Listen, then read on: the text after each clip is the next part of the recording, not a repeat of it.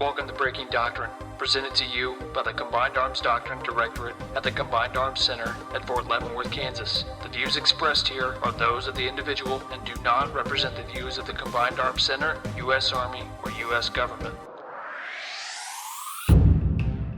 Welcome to Breaking Doctrine, a U.S. Army Combined Arms Center podcast on emerging doctrine and the Army's vision of warfare.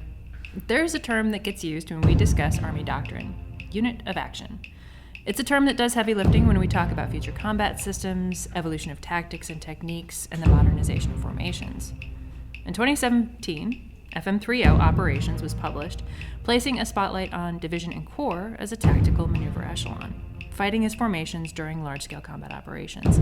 This shifted the way the U.S. Army started talking about armed conflict. And the combined arms maneuver and large-scale combat operations, preparing our formations as future leaders for future conflicts against peer threats. Divisions began to take this new place in a conversation, not as joint combined headquarters as we experienced in Iraq and Afghanistan, but as tactical maneuver echelons, as brigade combat teams had kind of been used previously. The recent FM30 published this past October 22 has continued this emphasis. Understanding what that means, especially to divisions and corps, though, is really crucial to modernization for conflicts that could involve extended battlefields, austere environments, and threats that can do to us what we've become accustomed to doing to our enemies with impunity for like the last 20 years. So how does a division prepare for this future? How could a division commander guide the understanding and preparation? More importantly, what does that mean for multi-domain operations, and what do multi-domain operations mean to a division commander? Wouldn't it be great if we could find a former division commander with combat experience who is uniquely suited to discuss future modernization of the U.S. Army beyond 2025? Fort Leavenworth is lucky in that regard because right down the street from the old USDB, where our offices at CAD and Breaking Doctrine are, is Sherman Hall. It's the office of Lieutenant General Milford Beagle Jr., the current commanding general of the Combined Arms Center here at Fort Leavenworth, and the former commanding general of the 10th Mountain Division in Fort Drum, New York. Also, it's not a Breaking Doctrine episode without Colonel Retired Rich Creed, the director of the Combined Arms Doctrine Directorate, to help us discuss multi-domain operations and how it's shaping our doctrine and the way it's evolving. Gentlemen, welcome to the show. Thank you, Nikki. It's awesome to be here. That intro was great, so it is awesome to be here with my battle buddy, Rich Creed. Yes, sir. It's fantastic. So I'm going to dig straight into this, but we're going to start out with definitions first, because I think that's absolutely crucial to establish the common lexicon. So we have discussed the background of Army's capstone manuals on previous episodes. Typically, we unpack our definitions and concepts right out front, so that way we lay a foundation for audiences. Want to continue that tradition, especially now with multi-domain operations as the new concept for most of our readers. Mr. Creed, how do we define MDO, and what would that mean in lay terms if you were to unpack it for us? Yeah, thanks, Nikki. So I think the first thing I'll do is lay out that multi-domain operations started as this idea called multi-domain battle back in 2016. And so over time, the definitions have evolved and become, we think, more and more useful to the force. So I'll end with what we say multi-domain operations are in the current doctrine. But we'll talk about this, I think, later. As part of that evolution, we first started introducing this idea of multi-domain operations in the 2017 version of FM30, where the focus of the book was actually primarily large-scale combat operations. But the idea was we knew where we were going, so we wanted to address this idea of a multi-domain extended battlefield. And we talked about the interrelationship of air, land, maritime, space, domains plus the information environment. That includes cyberspace and that larger electromagnetic spectrum. And the importance of being able to see yourself and understand threats in terms of those domains. So we said, you have to understand friendly and enemy capabilities that reside in each domain, how they can be employed against us, and then identify how we can create windows of opportunity when you're dealing with these threats that can do things to us that we're used to doing to other people. To look for those opportunities and then converge in the plain English sense of the word, those capabilities for best effect. So what we say, the definition of multi-domain operations is right now, multi-domain operations are the combined arms employment of joint and Army capabilities to create and exploit relative advantage that achieves objectives, defeats enemy forces, and consolidates gains on behalf of joint force commanders. And I think one of the big takeaways there is, many of the friendly capabilities that we bring to bear, Army forces do on behalf of Joint Force commanders, are not necessarily organic to Army forces or our formations. And so the commanders, the staffs have to plan for, they have to coordinate for, they have to understand what those joint capabilities can do, and then integrate their application at echelon, and then synchronize the application of those capabilities in time and space during the conduct of operations. And so that's what we would call a multi-domain approach to operations. It's funny that the term convergence existed, or the idea of converging, back in 2017 in FM30 when it was there, and the idea of multi-domain battle was originally written about in that manual. So it's not the first time it's been there. It's not the first time the idea has been out there.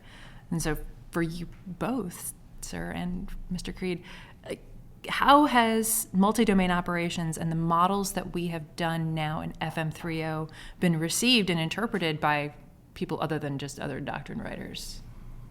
Yeah, so Nikki, I'll take a first stab at it with regard to outside of our circles and how people look at it. The very first time I heard a TRADOC commander, and at the time it was General Perkins, talking about multi-domain battle. And the one thing that he would always say is old wine in a new bottle, right? That's what he would frequently hear or get, those type things. But when you really understand it and know it, and I think that's the one thing I didn't say up front, that's great about podcasts, is they're awesome because we allow people to learn in different ways. We inform them in different ways because we learn in different ways. But when you really unpack it, you really understand how to unpack our doctrine, then you quickly see that it's really not that. It's the evolution of our doctrine over time, and it just goes from the start of air-land battle to full spectrum operations to unified action. It evolves. But if you don't understand some of that history, then it's going to look a little bit odd or different to you, and then you're going to say silly things like, well, that's old wine in a new bottle, where really it's not. We're evolving, and I think that's really some of the things that I've heard over time is like, what's new, what's different, and you kind of get that. But when you understand it, then you can ask, I think, deeper questions. I won't say better questions, but deeper questions about the doctrine, what we put in it, why we put in it, and why are we doing things a certain way. Yeah. How about the doctrine community, sir? Has it been overly good, or has it been challenging? It's become more positive over time. And so we had the same experience General Beagle had with, hey, it's new wine and old skins. It's a new way of saying joint. You guys are just really talking about joint, or you're just talking about combined arms. And we said, well, yeah, but we're part of the joint force now. Army operations are always inherently joint. But that's not what was different.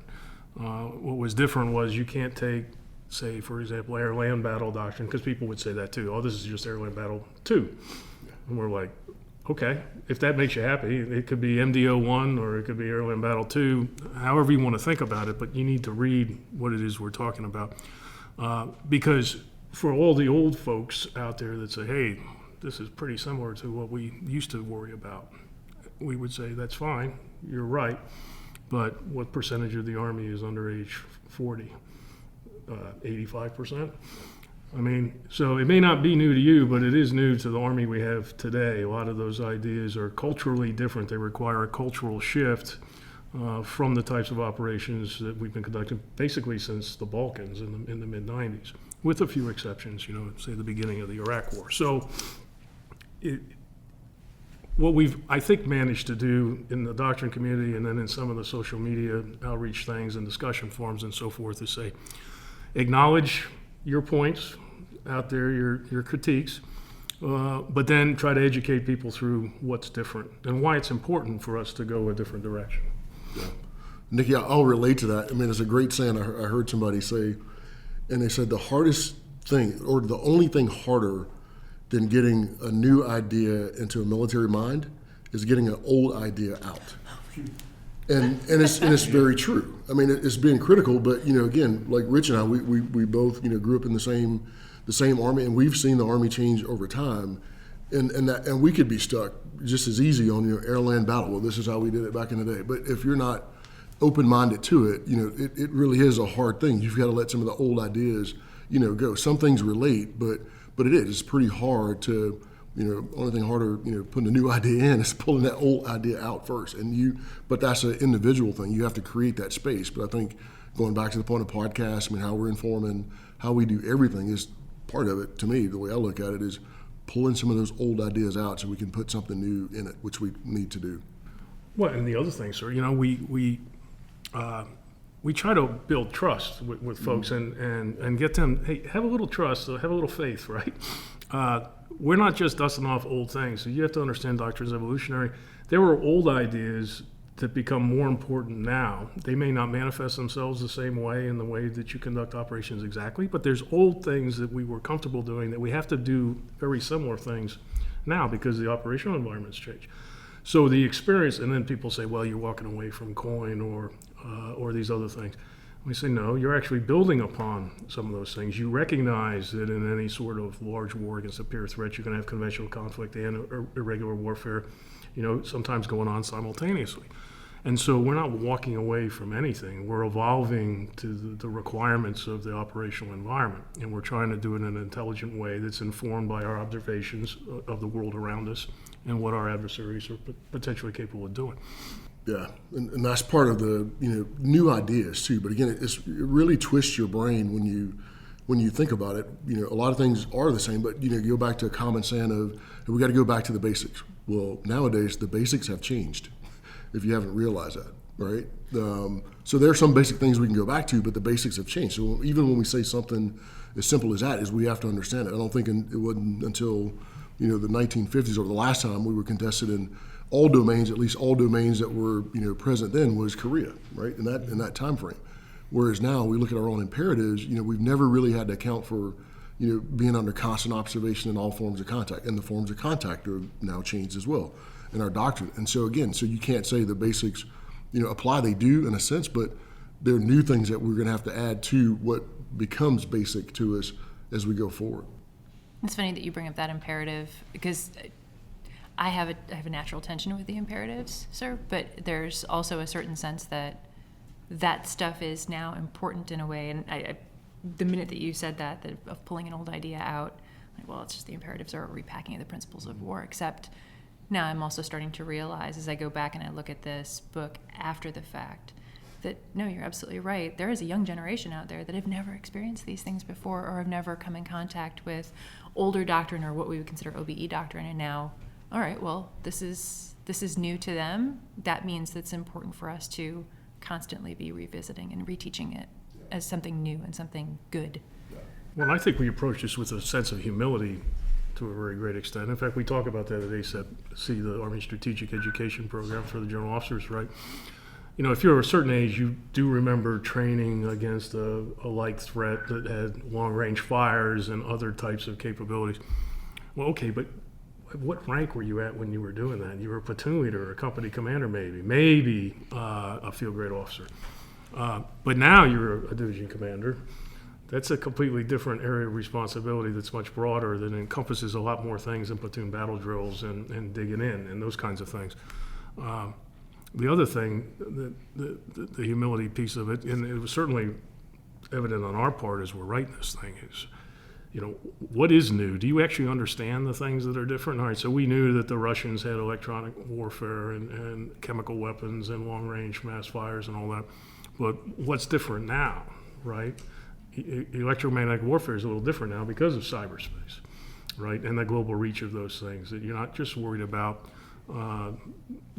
line of sight capabilities collected on you. You got to worry about the space capabilities collected on you, and that you're not just theoretically under continuous observation. You are under continuous observation, and if it's not an adversary or enemy's space capabilities, then it's commercial imagery that's available. So we all had to educate ourselves on this. It wasn't like, we've got it all figured out, and that's what made it an iterative process and took a couple of years to do.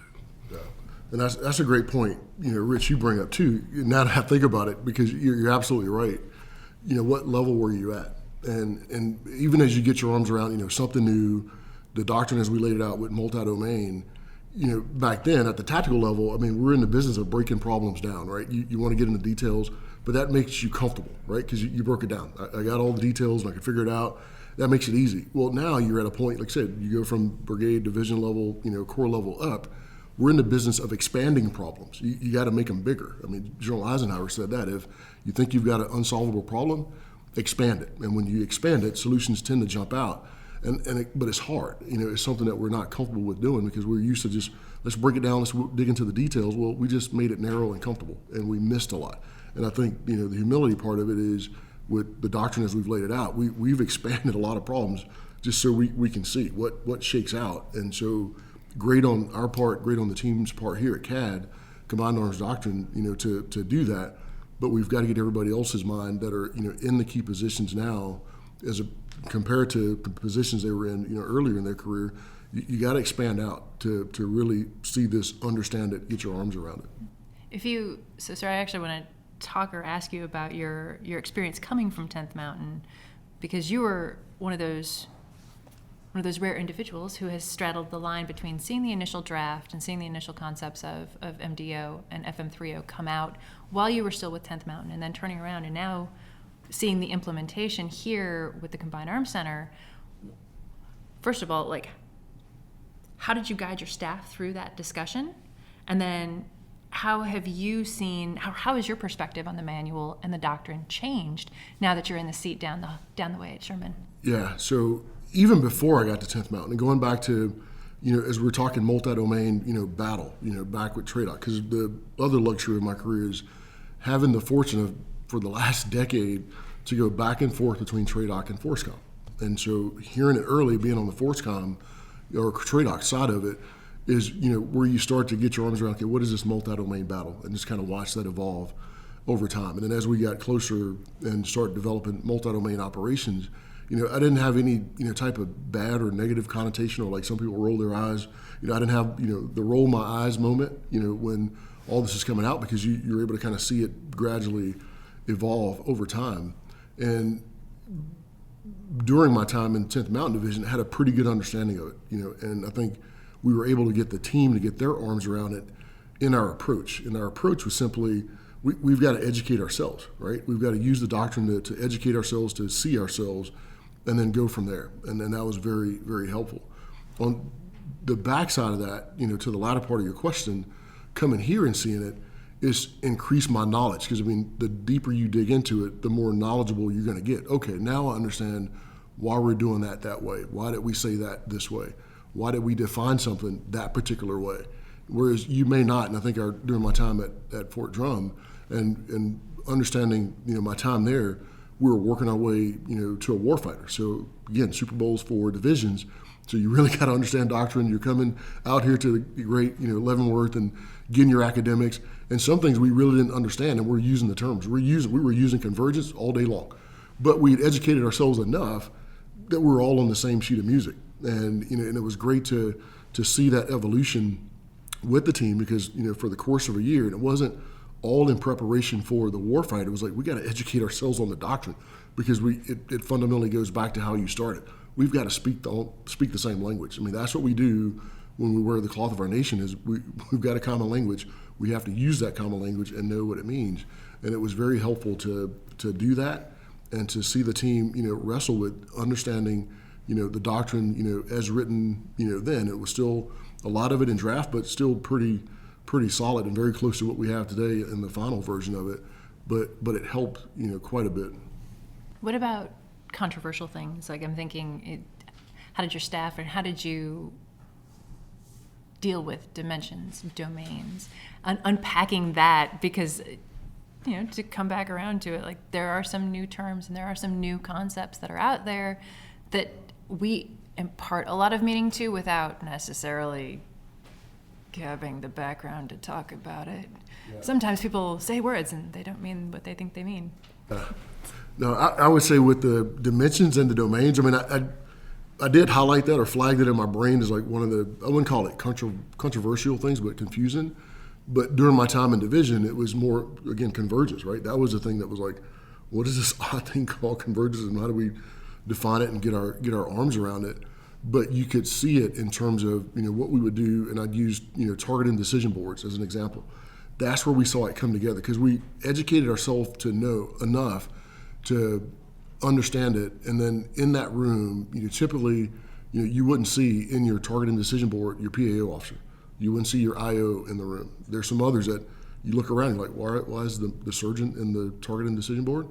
Well, it kind of matters. So, we figured things out or understood it enough to know if we're converging in the right windows and doing the right things and we can see it, then we need literally the entire team coming in to get the effects that we want. It goes back to the definition that Rich talked about with regard to what multi-domain is, that combined arms employment, joint and Army capabilities, and we have them. You got the Air Force person in the room, and everybody's contributing, and then that's what gained us a better and a deeper understanding, and I wouldn't say on the fly, but as you're going through a warfighter, like, okay, this is what convergence looks like.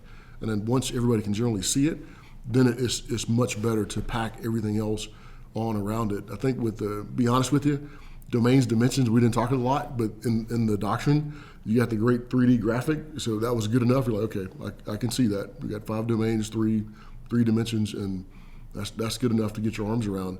But it was more really the tenets, the imperatives, as we laid them out, that we were, I wouldn't say wrestling with, but getting an understanding of. Do you have a favorite tenet?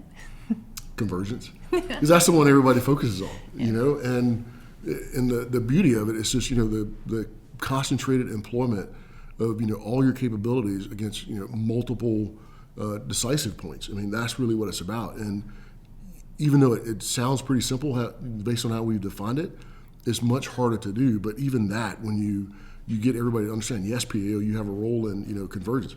Well, how? Watch us sense, watch us shoot, and then go to social media and then see what you can tell us. Oh, that feedback feeds in. That is all part of convergence. And how do you see it in terms of as you're laying things out? I think today we wrestle with the Army Air Force Tasking Order, ATO. Right. How does that fit in? Well, that's not going to fit the model and everything else. Well, yeah.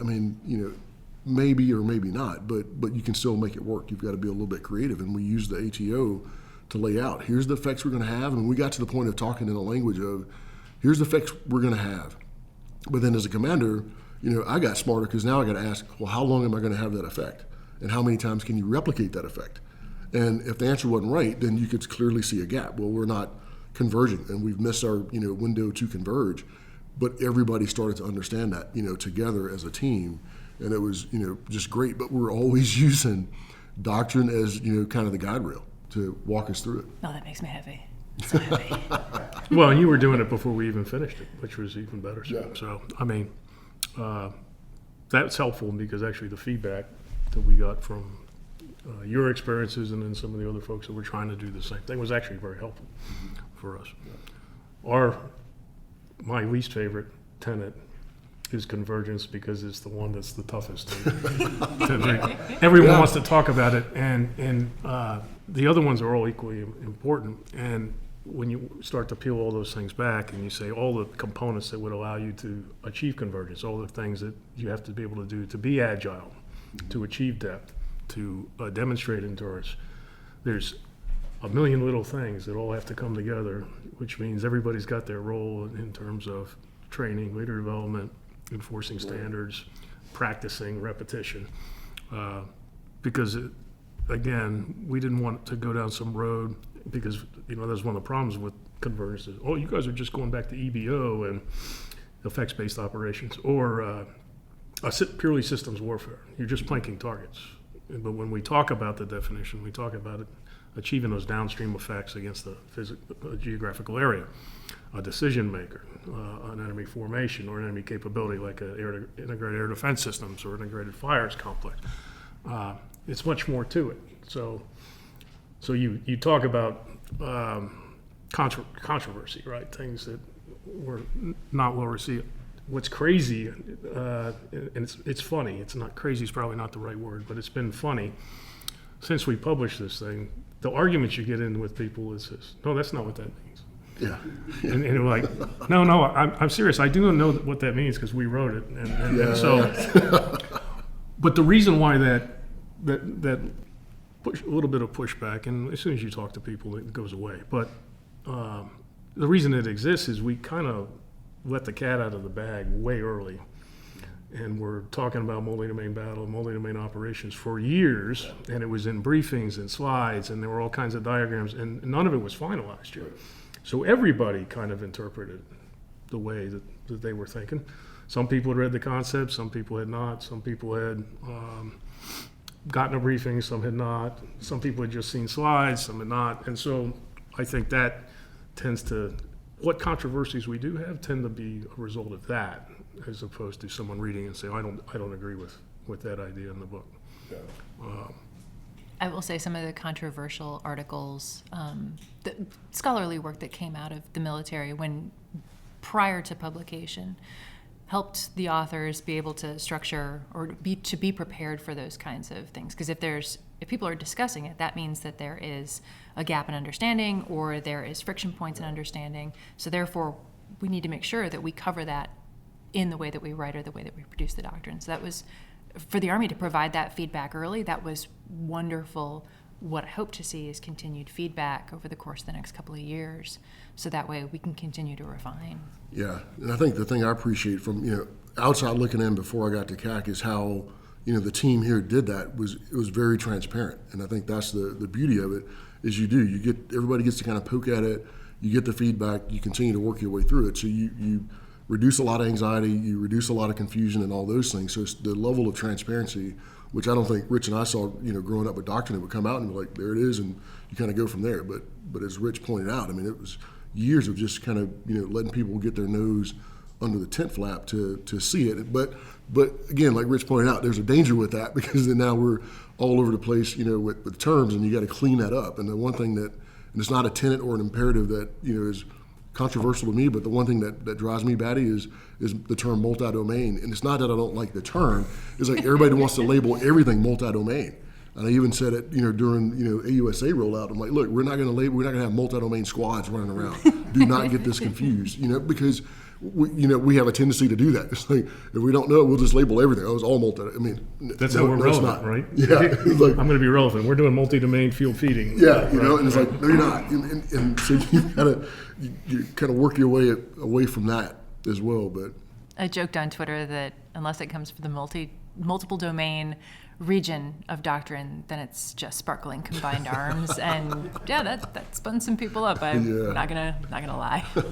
Well, and I'll tell you, I think the other thing that it may not be controversial yet, but I think at some point it may become. We use warfighting functions as an organizing construct for how we think about organizing ourselves and employing different parts of the Army forces in some sort of coherent manner to achieve objectives, and that's fine so far as it goes. But when you talk the modernization side, and you have to get into the specifics, and so we don't talk about multi-domain sustainment or multi-domain fires or cross-domain this and cross-domain that. That is the thing that drives us batty, is people want to, because those were in the original future concept. But an artillery piece is on the ground, it shoots a shell that goes through the air, and then it lands on the ground again. So that's cross-domain fires, right? And or airborne soldiers jumping out of airplanes is cross-domain movement or potentially maneuver.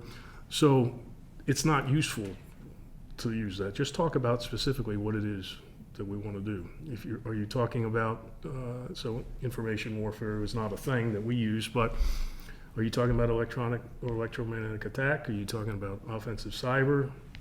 What is it exactly that you're talking about? Because we need an Army that's got capabilities that can be employed in combined arms fashion as part of the joint force.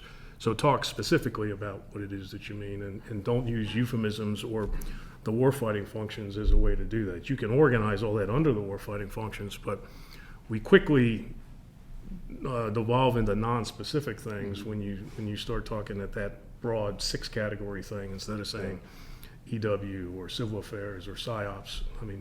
Use the real words. Well, and that's really risky when you stand back, because right now these are making MDO and FM30 are making their way out into the rest of the doctrine community. That includes NATO as well, joint and allied partners. So when I kind of want to ask that question, how are our allied partners and how are our joint brethren receiving this? Because My favorite tenet, endurance, requires a land force that is capable of remaining and supporting the Joint Force Commander. How is the joint community coming to terms with that? Because everybody loves Air Force. Everybody. Yeah, I'll let Rich tackle the joint piece, because I know he's had more interactions and engagements on the joint side than I have at this point. I'm sure that the Land Warfare Center is listening very closely to this right now, too. Well, so let's start at the joint level, and then we'll talk about our multinational partners and allies. But if you acknowledge that joint operations are inherently all domain, and that's what a joint force is, that's the secret sauce of the U.S. Armed Forces, is that we take a joint approach to the operations we conduct, and each of the services within it are inherently multi-domain. So they focus on one particular domain, where the land. The Marines would argue they're the ultimate all-domain force, and we don't argue back. I mean, air, sea, and land. And they've got, cyber stuff and a space component too. But once we got all the services to agree that they are themselves multi-domain in their own approach, and that the joint approach is inherently all-domain, we stopped talking about things like joint all-domain operations, which is like saying joint, right? Department of Redundancy Department. So, and then we said, hey, the other thing is we're not trying to trespass on the prerogatives of the other forces. We're trying to be complementary and reinforcing to your roles and responsibilities, just like you are to ours. In fact, we're trying to become more joint. And so multi-domain operations is not only inherently joint, but it's the most explicitly joint capstone operations doctrine we've ever written, and we acknowledge that. And we talk, that's why we specifically talk about the employment of Army and joint capabilities, not just for convergence, but in the definition of MDO itself. So that's one thing. The other is the recognition that we need cooperation to be able to achieve those things, right? We need access to your schools, and our leaders and staffs, commanders, and so forth have to be educated in your capabilities just like you need to be educated in ours. If we're going to enable you, and that's another kind of a new big idea, right? We get away from this idea that the land component is always the supported component, because we've been accustomed to always being the supported component since the end of the Cold War, essentially. But there are different scenarios potentially out there where we're going to have to employ land forces, we being the United States Joint Force, employ land capabilities to enable the air and maritime components of a Joint Force Commander. And that's not new. It's just new to us in terms of relative experience. And there's plenty of historical examples of that being true. So once everybody understood that we're not trying to take over the world, in fact, we're trying to operate in a way that makes sense in a world that's more complicated now, I think most of the antibodies went away. Now, if you get into places where people are competing for money, that's a different issue. It's not a doctrinal issue. I mean, the resource competition is always going to be something different. But there's no pushback in terms of what role we're taking on in terms of the preeminent ground force for the U.S. Joint Force. How do you both see this working out for NATO? Now, I'll throw something out there and let's see what General Beagle thinks. And don't want to cause anybody any excitement out there in NATO world that are listening, but there were folks that decided that NATO needed to have an MDO concept, and so there were folks been working on that, but they did it without really understanding where we were going with what we had. And so if NATO is a multinational alliance of nations, and a national coalition is inherently all domain, then why do you need an MDO concept? Why don't you address those pieces of the alliance that get to sensitive areas that we haven't quite worked out? But calling it multi-domain operations and then creating something that's different than what the U.S. Army is doing is, I think, quite a big opportunity for confusion. Yeah, no, I totally agree. And going to your point, Nikki, about allies, I mean, see the same thing. I mean, I haven't heard any negative or controversial things from allies, and Rich has traveled around more extensively as this is rolled out and working with partners and allies. But same thing Rich said about NATO. And I won't say the country, but Rich and I were both there together, and as we're listening to their version of multi-domain operations, well, they have 8 dimensions. And they weren't poking at us, but again, it's like, well, we're kind of saying the same things. I don't necessarily disagree with what you're saying, but it's that room for confusion. And I do agree with Rich is, we should be looking for those areas where, how do we cover and close gaps? Because certain gaps are going to be there. I mean, like, Rich talked about, when we have sustainment, fires, we just know, given the complexity of the operating environment, where some of those gaps are going to be, so let's work those. I mean, the biggest thing that's always talked about with our partners and allies is interoperability. So again, how do we close those gaps, as well? But the thing that we should not do is confuse ourselves more, because if we look at, our dimensions compared to your dimensions, but that makes sense for you and your environment. I mean, so when I heard this particular, partner say we've got 8 dimensions, I looked at their environments like, yeah, that kind of makes sense. I mean, I'm not going to push back and say you've got it wrong or all screwed up, but it kind of makes sense. But in the bigger sense, again, not saying we're 100% right, is look at our dimensions and look at what we're trying to communicate. I mean, this is how we see our effects, and those 3 dimensions that we can see our effects in, but that made sense to them too. But they weren't going to change from that. So it does create room for a lot of confusion if we're not careful with our partners and allies in NATO. I think probably I had a friend ask me that actually about the whole, how do we deviate from NATO doctrine? How do we deviate from AVCANs, joint doctrine, everything else? And it's like, well, sometimes deviation occurs, and it's done intentionally by the authors, and it's done with very deliberate intent, and that's okay. And we get approval. Yeah, we get approval to do it. I mean, we don't just, go off on our own, do it on our on rodeo or whatever. Well, and even still, just reading the books themselves, even if you're, it doesn't matter if you're on a division staff or on a corps staff, the important thing is you should be reading joint doctrine. You should be reading NATO doctrine.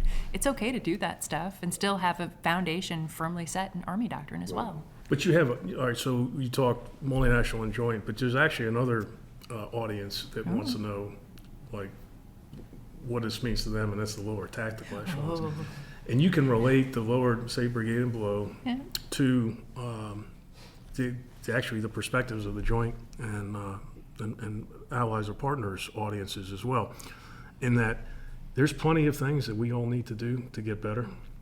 And the last thing we need to be arguing about is multi-domain operations. I mean, there's fundamental things that we have to be better at, even to prosecute any type of operations, much less something grandiose against a peer threat, whether it's sustainment, logistics, and so forth, whether it's the interoperability that the CG talked about in terms of our command and control systems. That's a huge piece of this, enormous, and it's got to be inside out, Army, and then joint, and then allies and partners. And luckily, there's a lot of smart people out there working on this stuff, but one of the foundational things in the first chapter of the book is that we don't conduct operations. First of all our operations are multi-domain operations. Second, they're all joint operations. And third, they are almost, without exception, multinational operations.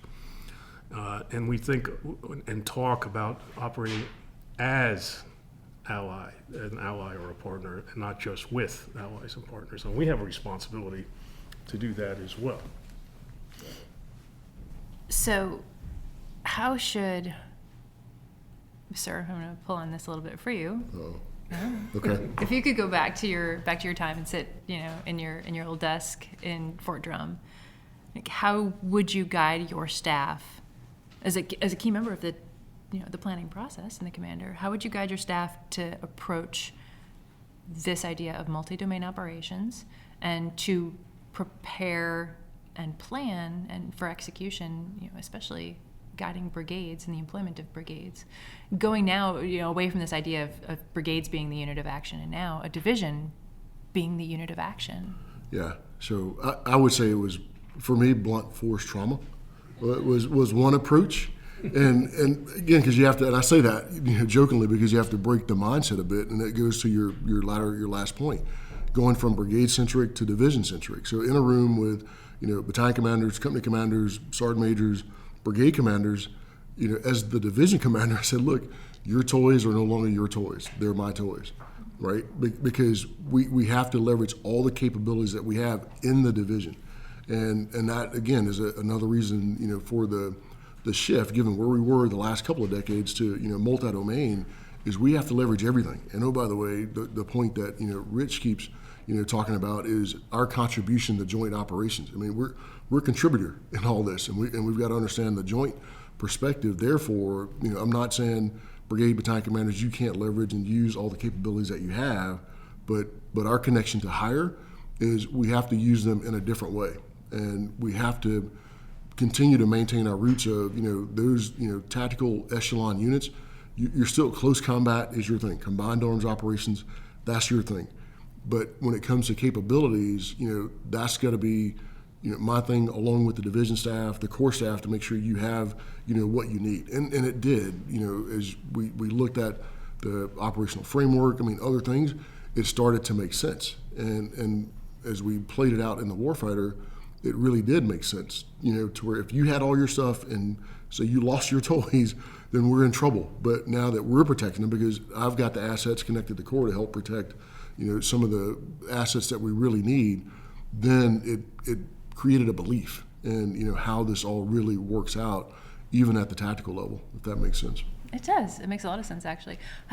Do you think that's changed from when you were a younger officer? Is that different from what it was back when, say, you were a captain or you were on a staff yourself in division? And I would say in terms of like our toys. So, yeah, you wanted all your toys. In the last 20 years, you created the need. I want my toys. And you want it more because that's what we were doing. We were, making our close combat forces. I use the term heavyweights. We're making them heavyweights because, the fight was right there. And I think that was all exactly what we needed to do, dealing with, Cohen and counterinsurgency in Iraq and Afghanistan. But now it's just a different environment where we've got to, make forces go back to our tenets. You got to be agile. You got to have endurance.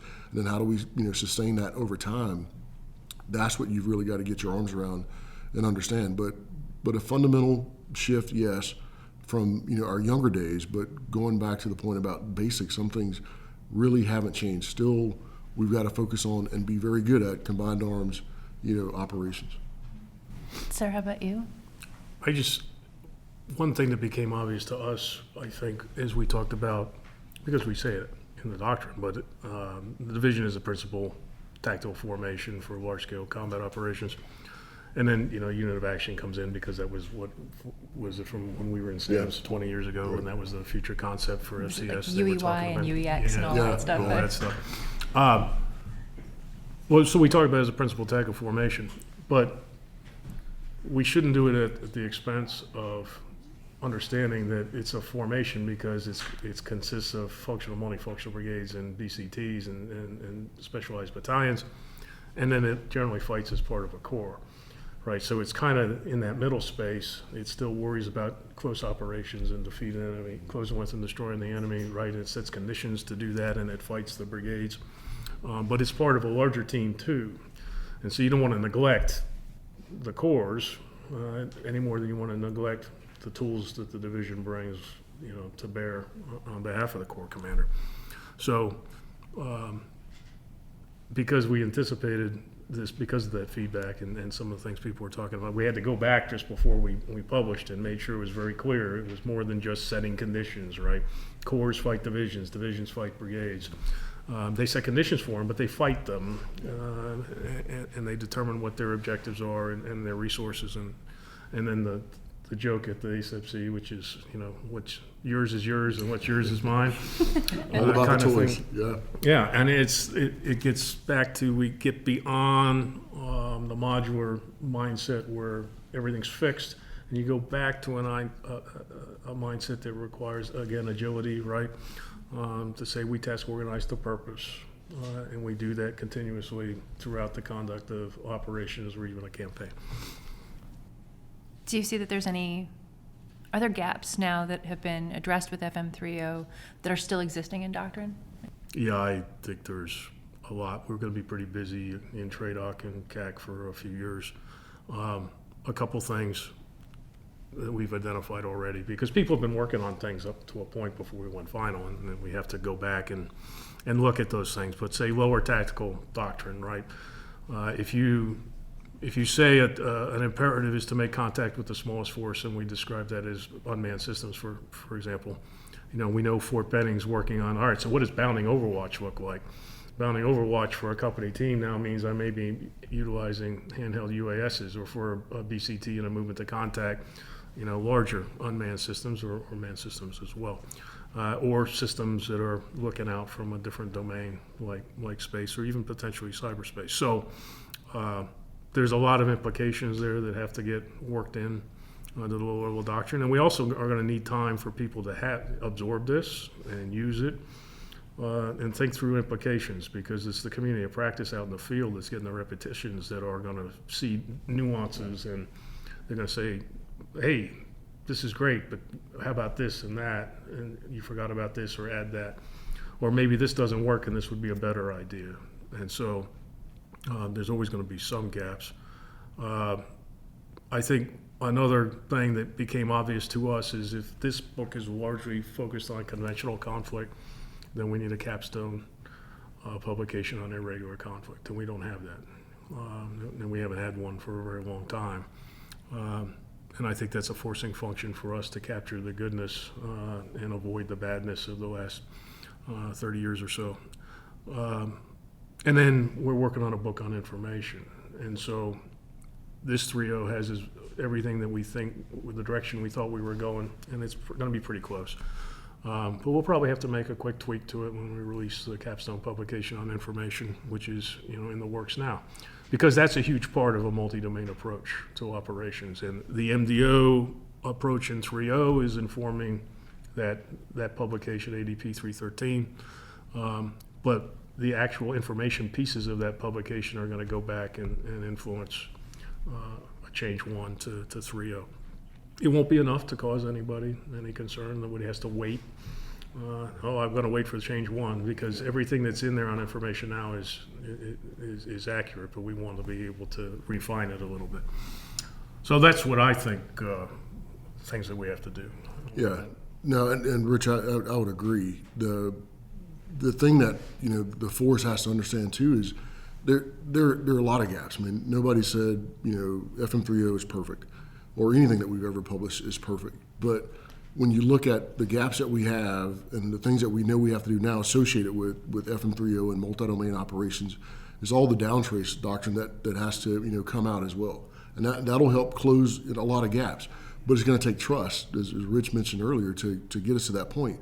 But I heard somebody make a very awesome observation, and I forget where I was, but we were talking doctrine, and the person had a very optimistic view, which I love optimistic people. And and they said, yeah, we have gaps, we have challenges, but with practice.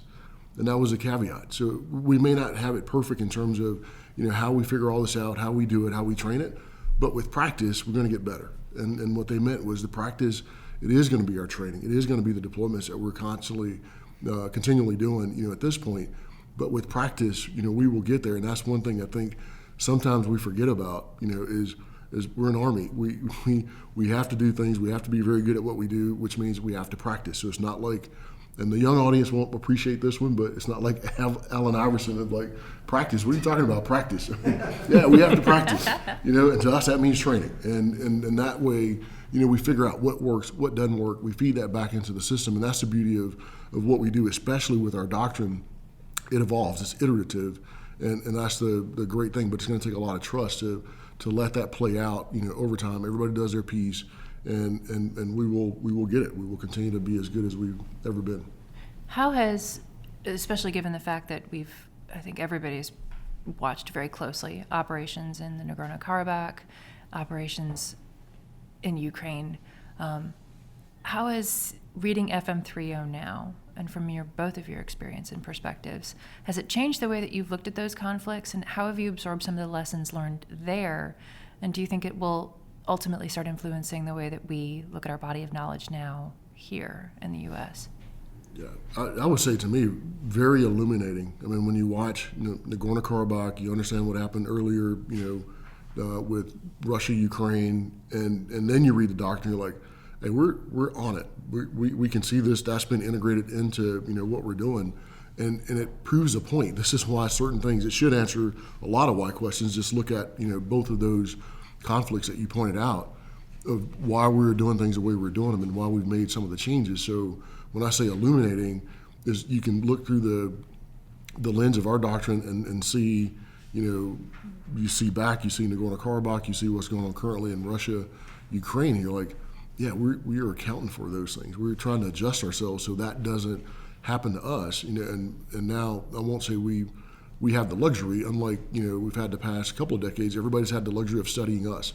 Now we have, a bit of a luxury, at least a small luxury, to look and study other things and factor that in to make ourselves better. Yes, sir, and I would agree with that. And I would also say that I think 3.0 is about right, but we've recognized that there's a lot of other books that need to catch up, as I mentioned earlier. But there's another thing that I think is important, which is as important as those things are, and we had pushback in 2017, LISCO. We're never going to do LISCO. Nobody's going to do that stuff, right? And then Write and Live in Color, over the last year, we've seen it go on in the real world.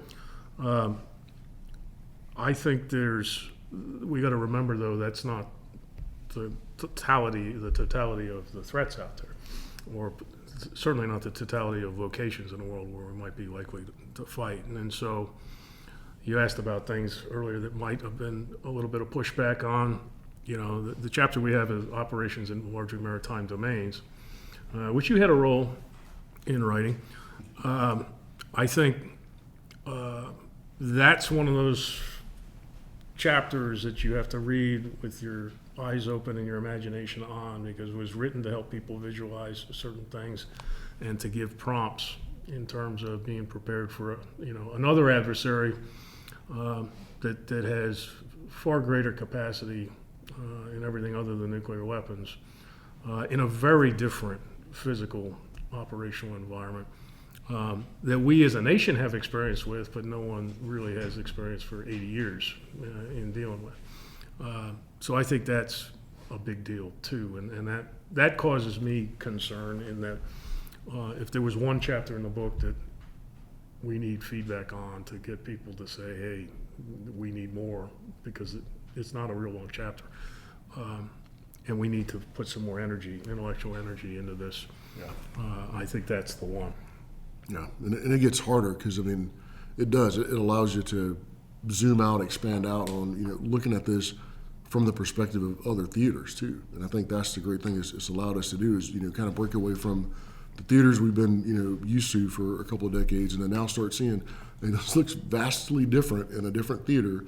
And, oh, by the way, in some cases, depending on the theater, it's a much harder challenge. And so, the depth that Rich talked about, just with maritime alone, is like, think about a theater where there's a lot of water, and it makes the problems much more complex. Yeah. And then introduce maybe some ice, or perhaps introduce that idea of, when we were first kind of wrestling with this, it's always the purview of the Marines, except, the Marines no longer have an armor force.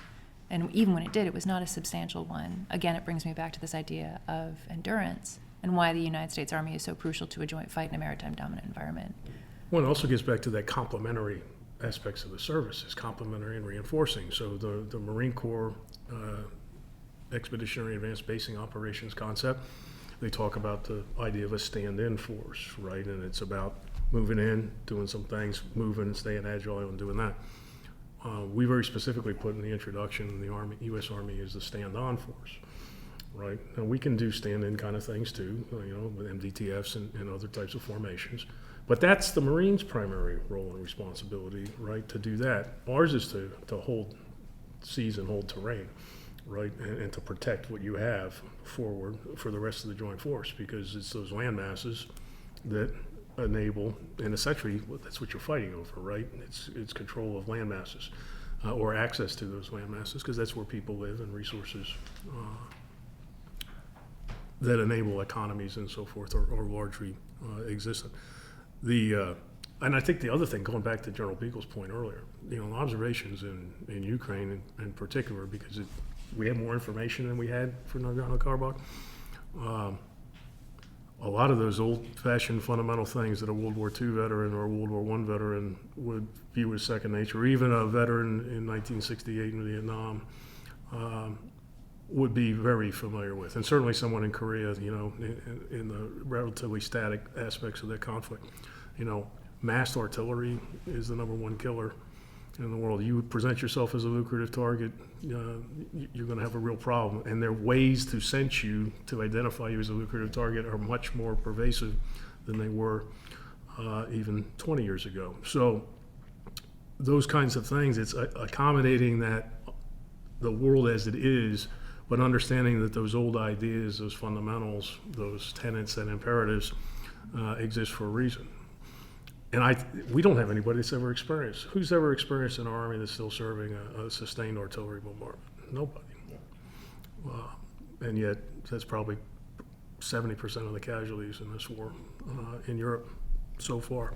So, and that's just one piece. But when was the last time we lost multiple aircraft on a mission? And yet, that's happened on both sides over there.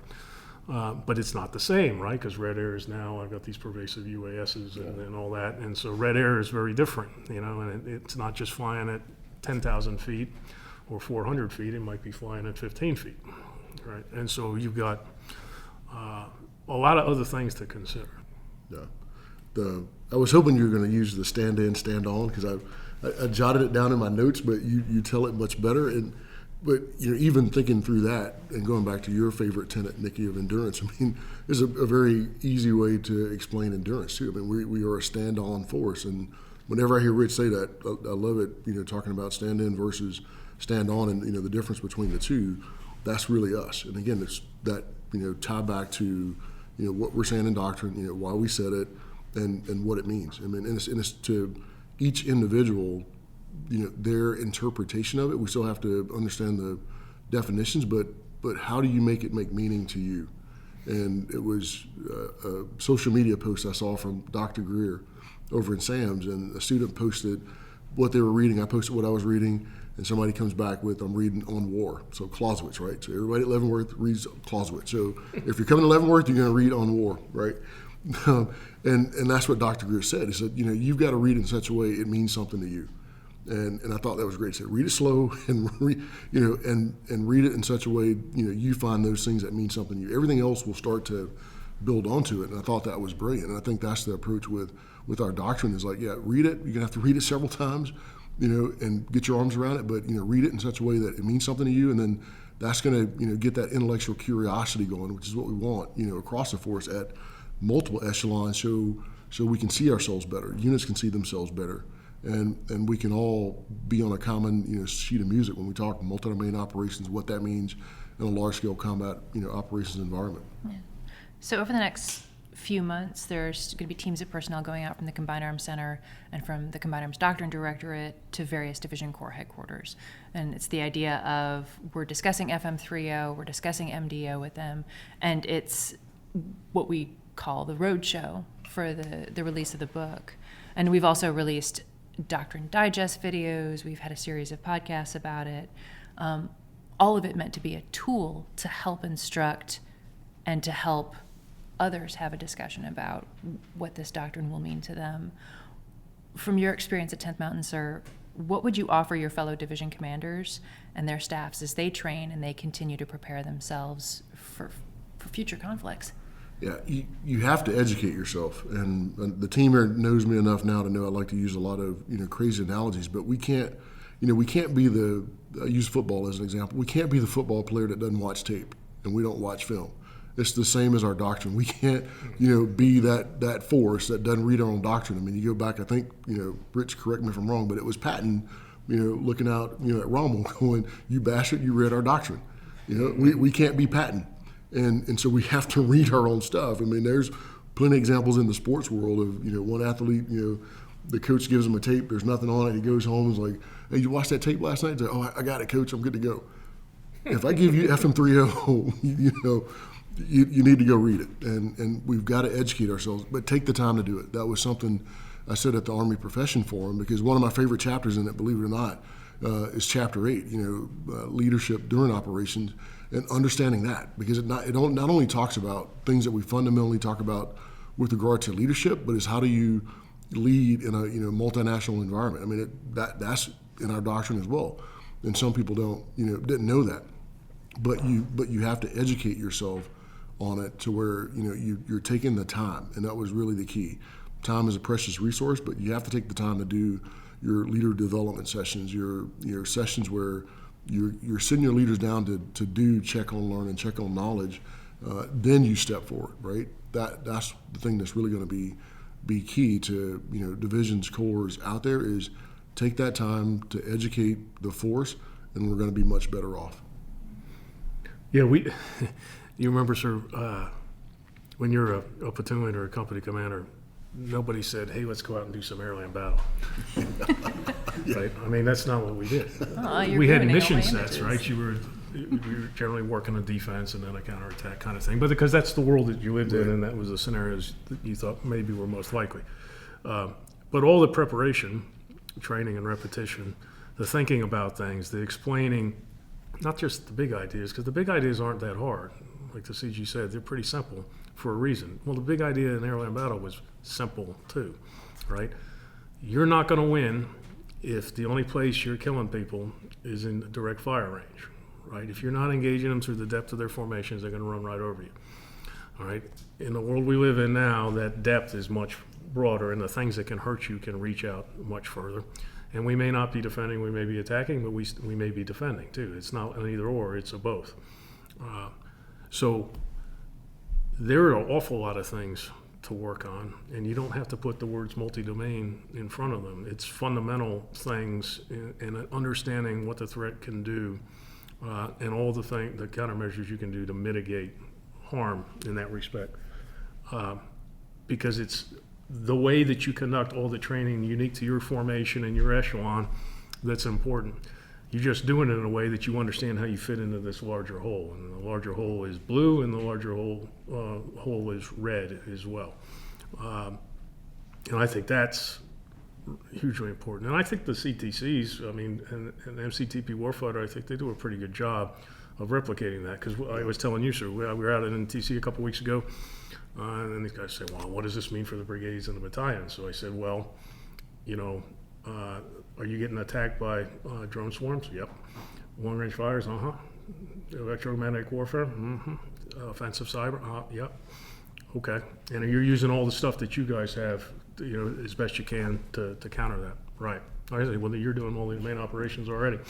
So just keep working on that. And now how are we doing at it? Well, we're not very good at it.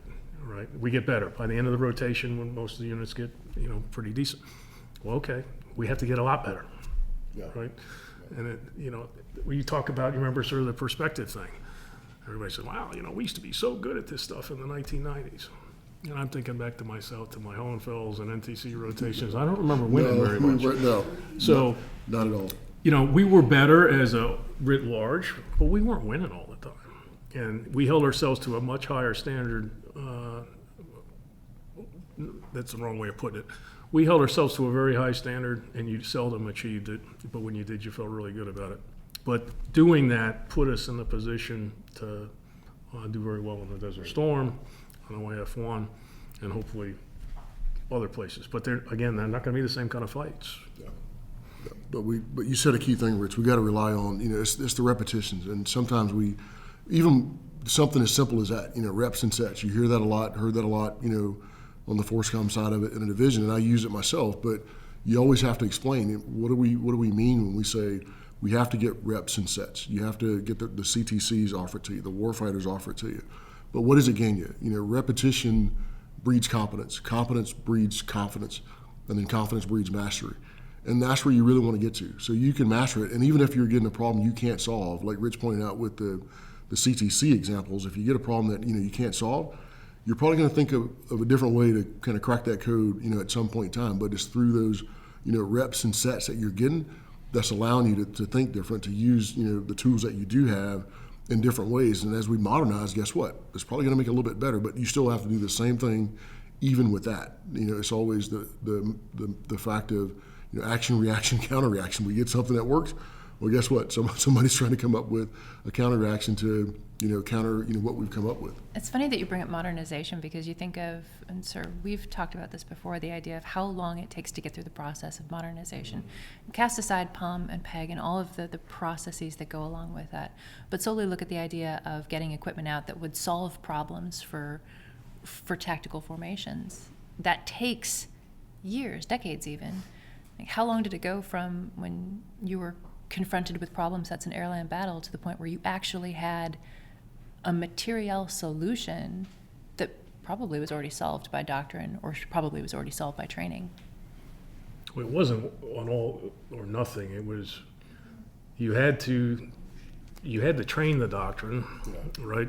And then as the tools improved, you could execute those things better and better. So the tools improved, but even if you had the old tools, you still had to do it that way or you're going to lose, right? So when you had the old tools, it might be more expensive in cost in terms of time or casualties or so forth, but at least you had a chance of winning.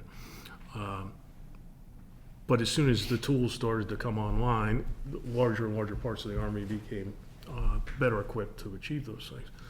But the doctrine was never predicated on just the tools. I mean, it was, hey, this is the approach that you have to do. If we don't do this, you're not going to win. But that doesn't mean you're going to hoo-ah your way through things. I mean, there's no cure to, air defense or sustainment. You don't get gas, you're not going anywhere, right? And so leadership by itself isn't going to solve everything. High morale is not going to solve it. It's all together. That's why we have that old dot mill PFP approach to modernization. So you're not forgetting some aspect of the solution. Yeah, and Rich is spot on, because again, we come from the same roots, in a big sense, because I'll date myself badly here. When I came out of the basic course, as a second lieutenant, my first unit was a heavy unit, and so we were learning there the doctrine and everything else. But we're also hearing about things, with regard to modernization. So, I know I'm going to a heavy unit, and we're modernization-wise, all units are going to have Bradleys and M1 tanks and, the Big Five and all of that. Well, the unit I'm going to, they have 113s. And you're like, well, we can't do this airland battle without, Bradleys, because we don't have them. That unit doesn't have them. And I get there, and sure enough, that's all they have is like 113s. But you still have to train and practice and do all the things that you're going to be required to do, and using doctrine as your foundation. And we did it. In some cases, we were out on golf courses with golf carts, practicing formations and everything else.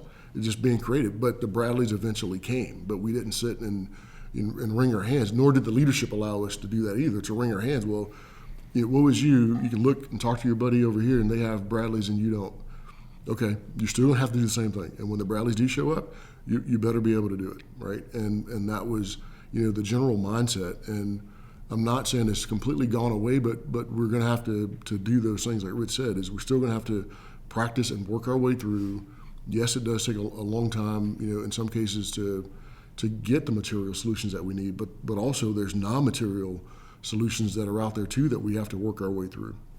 Is there other suggestions that you'd have for building a leader professional development program to keep, not just to ramp up for a warfighter, or a CTC rotation or something big that's going on, but to maintain and do continuous education and leadership on MDO? Yeah, one, I would say it has to be sustainable, and you have to be consistent at it. That was one thing I would always say as a division commander. There's three things I focused on. It was effectiveness, consistency, efficiency, in that order.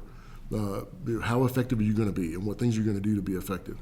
And then once you decide those, and how consistent are you going to, you have to be consistent at it, or otherwise you're wasting your time. And that's going to gain you efficiency, which is why I would put it in that order. So even with our leader development sessions, the one for the division was how we fight as a division, it was throughout the year. And it just so happened we were going, into a warfighter. But even if we weren't, I was going to do that anyway. And then how do you layer on top of that? So not only are you coming from a top-down perspective, you're coming from bottom-up, because we typically do our leader development, and it's all top-down.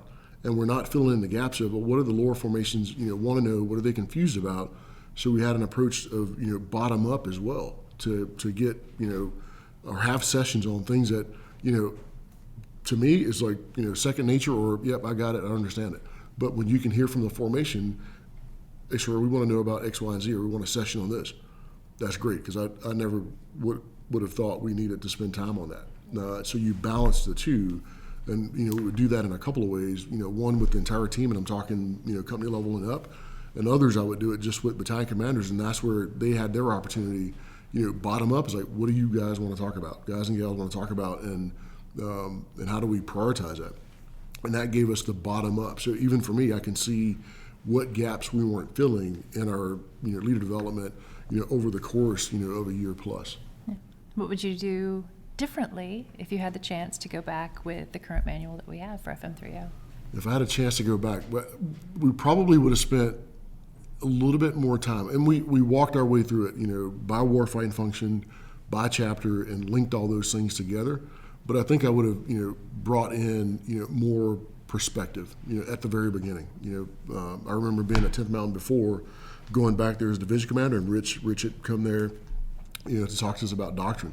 So just setting a better foundation, writ large, our body of doctrine, all things training, if possible, get, CTC, reps, somewhere within the division, just so we had a macro view. I don't think we started with, kind of seeing all things. We just kind of narrowly focused and used doctrine as a guide, but I would have expanded out a bit more to see the connections. Because you talked modernization. Bring in somebody from, whether it be a futures command, have them kind of lay a foundation too, so you can really see.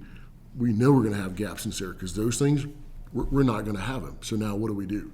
And that would have been, I think, a much better foundation if I had to do it all over again. So how about you in the writing of FM30 and the publication of it? Is there something that you would have done differently? No, because I think we've had, you always want more time, right? That'd be great. But you got to balance that tension, I guess. The force needs something better than we had. We weren't embarrassed or unhappy with the doctrine that we had, but we were in such a hurry to get the Army shifted to a focus on large-scale combat operations, and that's really what the focus of the 2017 book is. The MDO side of it was a component, but it was about driving a cultural change, and so this book is very different from that one in the sense that a lot of basic fundamental blocking and tackling kind of things are now out of there and back into our tactics publications, and some other things we could spend less time on because we really wanted to focus on the essence of the problem. So I'm not concerned or too concerned about, hey, I wish we had done something different. And we had a lot of support, right, from Army senior leadership and kind of an awesome amount of trust. It's almost scary sometimes that you're like, hey, you guys got this, right? Okay, we got it. We really need you to look at it because we're getting close to publication time. I would add something to General Beagle's point is I think we have got to go back to being really ruthless about subject matter expertise by branch and MOS. Ooh. Expand. We grew up in an Army where it was pretty ruthless, right? Lieutenants that couldn't talk on 2 radio nets and fight their tank or their Bradley or so forth generally found themselves doing something else in less than a year. Company commanders who were, in our case, I'll use armor as a background. If you were a tank rider as opposed to a tanker, right, and tankers out there in the audience know what the difference between the two are, you generally didn't move on to a long and distinguished career, at least in that branch. And the reason that was so is there was still this cultural norm that, the best tanker or tankers in a tank company should be the first sergeant and the company commander. Same thing in a battalion, right? Same thing in whatever type of brigade you were at. When you had a signal soldier, they were expected to be, the best signal person in your organization. Intel, pick one. The expectation was you were the expert. And so when you're doing MDMP, military decision-making process at a battalion or a brigade or a division staff, if you were the one representing that branch or warfighting function or battlefield operating system back in the day, you were supposed to not only speak knowledgeably about what you can do or what we could do, but you were also supposed to be pretty knowledgeable about what the threat could do. Right, the expert on threat engineering capabilities was not the S2, it was your engineer, right? And so we, for good reasons, spent our time not doing that because we were doing other things and doing our nation's business. But we have to get back to that, and we can't focus on one adversary. We've got multiple adversaries out there, so it's harder now than it was then to get to that level. The other thing is when we lack experience, we got to find substitutes for it, and that's what the leadership development of the CG was talking about, I think helps us get to. So what are the substitutes for real experience? Well, it's training is one, but you also use LPDs to look at history, study case studies, do war games, and so forth. And it's a continuous basis because you can't achieve that expertise. Every day somebody, you should be quizzing your platoon leaders or your company commander. Whenever you get together, there should be something that you talk about that's not just administrative, I think. And it can be casual, right? I mean, it doesn't need to be always everybody in a conference room sitting down to do stuff. It's just a way of doing business, a cultural thing. And you make it fun for people. Yeah. One of the things that used to drive me crazy, and I know you and I have talked about this, it drove absolutely crazy over the last 20 years of my career, was this assumption that everybody was tactically proficient. Yeah. Right? We always would say, our Army, we're so tactically proficient, and it's at the operational and strategic levels we have all this problem. And I'm looking around going, I don't know what Army you're talking about, but that is lies. That was never true. It wasn't true in the 80s and 90s, and it sure as heck it wasn't true in the 2000s. And so we shouldn't kid ourselves. We should see ourselves for how we are, and we shouldn't just assume that we can be good at something. And I think the sobering point should be watching the wars over the last few years, particularly the one in Ukraine. You're talking about a peer threat that's struggling to defeat a second-rate economic power, third-rate economic power, and a military, and not a military power at all, really. And yet, that power, the Ukraine, has adapted. They've learned real quickly. They're doing what they have to do to win, and they're doing it on the fly at great cost. And so shame on us if we don't say, hey, that could be us in a different part of the world against a different enemy. And we didn't take advantage of the time we had when we knew that there was a potential for that. And that's that sense of urgency thing. And I think we wrote this book, 3.0, with that sense of urgency in the back of our hands. And we didn't try to no drama, right? But we really, I think, if you read the book from beginning to end, and we know that's not how you read doctrine, but if you were to do that, you would feel this sense of urgency in every chapter. Yeah, no, and I would totally agree. And that was one point I failed to mention, Nikki, with regard to leader development. The very first thing that we did as a division was how do we train? You have to see yourself. So I mean, exactly what Rich is talking about. See yourself as an individual. It gets back to the expertise. Are you good as you think you are? How do you see yourself as a unit? How do you see yourself as a formation? But we were able to do it, as a team, as a division, to go, how do we train? And once we started to illuminate and see things, we're like, yeah, we're not as good as we think we are, right? On our live fires, and me being in the room, like, I've seen your live fires, Battalion Commander, but I'm not poking at you.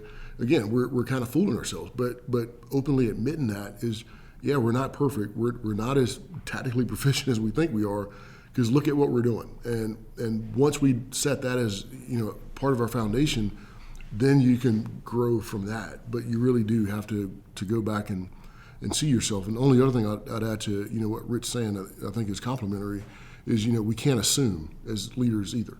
And part of that I think is it comes from assumptions. We assume you came out of CGSC, you came out of your career course, so therefore you're proficient where I need you to be. Don't assume that, right? And we've seen that even as using simple examples of units going out to CTCs and some things that we can still see today. So don't make that assumption. But again, it's not senior leaders poking junior leaders or anything else. It's like let me confirm where we are, because it's part of the leader responsibility to go back and close that gap. And we've got multiple ways and approaches that we can do that, but you need to confirm it first. And if not, you make a bad assumption, then hopefully you won't see that assumption play out in a place where it's really going to count. Oh, I feel a plug for FM 7.0 coming up. Oh, yeah, all of them. But because you said it, and it goes back to an earlier point you brought up, is, how do I see FM 3.0 differently now? And it's not only 3.0, but it goes back to the point I made about the understanding. And I think the great thing that we've done, I've never seen it in my 32 years, is when you look at FM 3.0 and you go from Chapter 8 as an example, there's a link and a connection to FM 622. right? And that link it's already laid out, that path is laid out there for you, but very similar with other parts of our doctrine, the linkages now are much stronger and better, and you have to follow those links and then use it, then leverage it. And so I'm glad you said FM 722, because that was part of the lens we had to look through for, hey, how do we train, right? What does doctrine say, and how are we really doing it? Okay, so we've got some disconnects. Yeah. Gentlemen, is there anything that you'd want to leave our audiences with before we depart out for the day? Well, I'm going to give the CG the last word, but I